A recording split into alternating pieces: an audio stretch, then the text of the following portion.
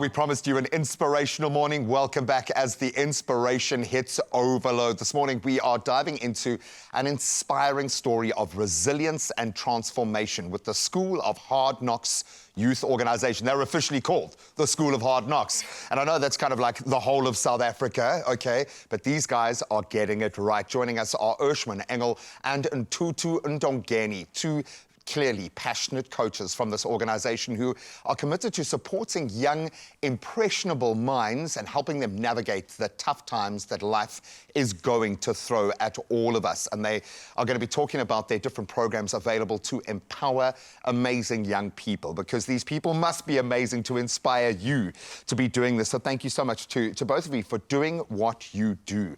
School of Hard Knocks, baby, it's tough out there. And this is the reality. I think, and maybe Ushman, I can start with you, because not many people take that step from realizing, understanding where communities are, where young people in South Africa are, the step to doing something about it. This feels, you've got the coolest name, first of all, let's tick that box.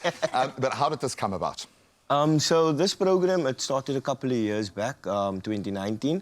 And the reason why it started, it was just to kind of help kids reach matric. It was just an extra thing to help kids reach matric. And as time passed, we noticed that that's not the only problem in South Africa.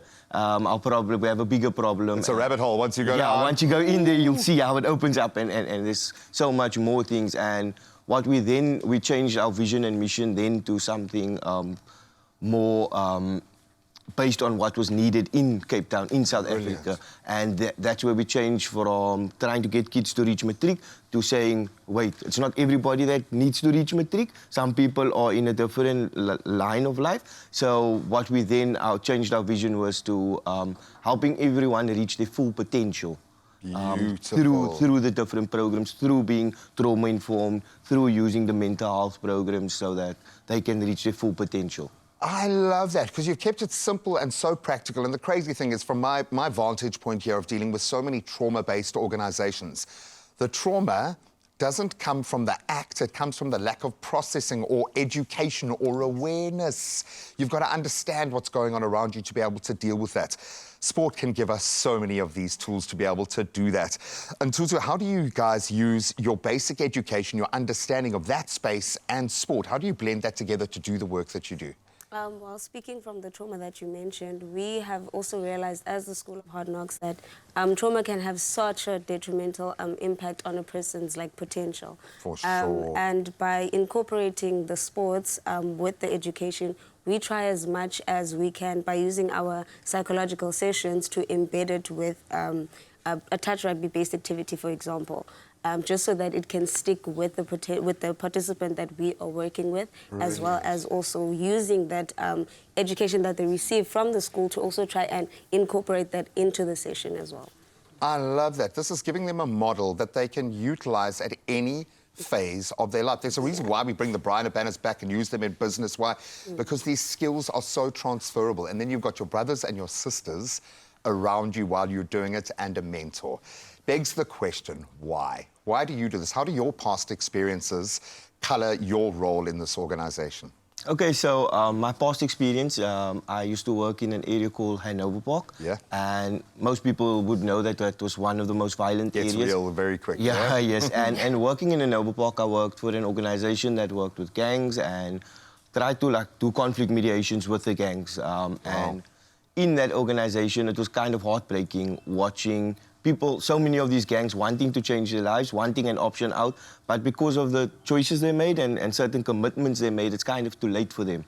And being in that, going through that emotional roller coaster, up and down, you see this participant flourishing in life, and then all of a sudden, he just gets, something happens to him. So working with that, it was stressful for me. It was too much for me, and I was like, how do I change this narrative?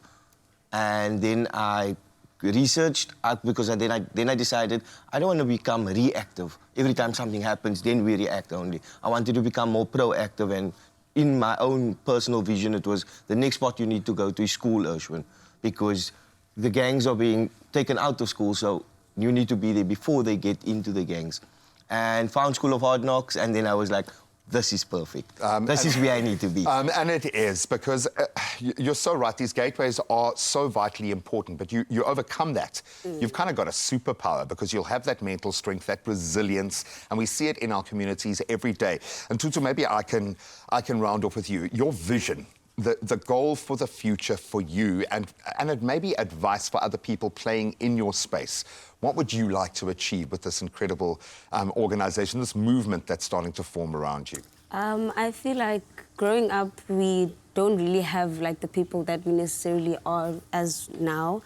So the one thing that I always live by is I always try to be the person that I never had when I was younger, or the person that I particularly needed when I was younger. For sure. So I'd say that by being in the space that I'm in, by planting the seed basically with the next person, because I can't just now tell you about trauma and then tell you and give you the coping tools and then just walk away. You have to go and take that and use it to the next person. So I'm hoping that by the time that we, by the end of this year maybe, there are going to be a lot of lives that we have changed that they can also like go and change, whether it's in their homes or within the communities as well. Yeah, and that's quantum change. That's where we start taking the money at the top and connecting it to the young people at the bottom, and we shift that baseline up.